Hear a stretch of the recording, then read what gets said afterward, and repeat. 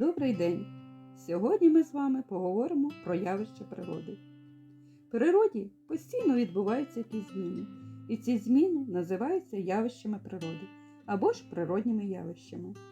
Давайте ж подивимося, що ж до них відноситься. Коли починається новий день, піднімається сонечко, це світанок. Коли зникає ввечері, це захід сонця. Сонце – це гігантська зірка. Ми бачимо сонечко у вигляді кола. Здається, що воно дуже-дуже близько, але насправді воно дуже далеко від нас. Сонце білого кольору. Сонце – це джерело життя на землі. Хмари. Вони утворюються від того, що сонечко нагріває воду в річках, морях, озерах, а потім маленькі крапельки води піднімаються в повітря. Там вони з'єднуються і утворюють хмари. Хмари можуть набувати різної форми у вигляді кораблика, у вигляді тваринки. Хто що побачить.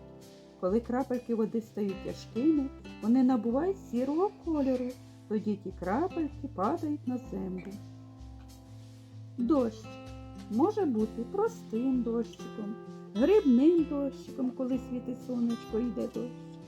Може бути злива, литися, наче з вітра. Можуть бути з громом і блискавкою. Це гроза. Блискавка – це величезна електрична іскра.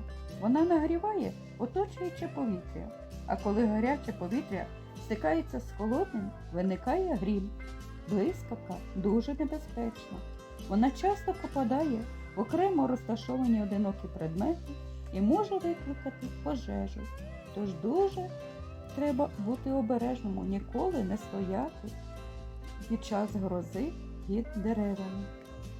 Буває гроза такої сили, що з неба може падати град. Град – це холодні крапельки дощу, які не встиг розтанути. Гроза буває недовго, і після хмари швидко розходяться і утворюють веселку. Веселка виглядає як дуга з різнокольоровими барвами.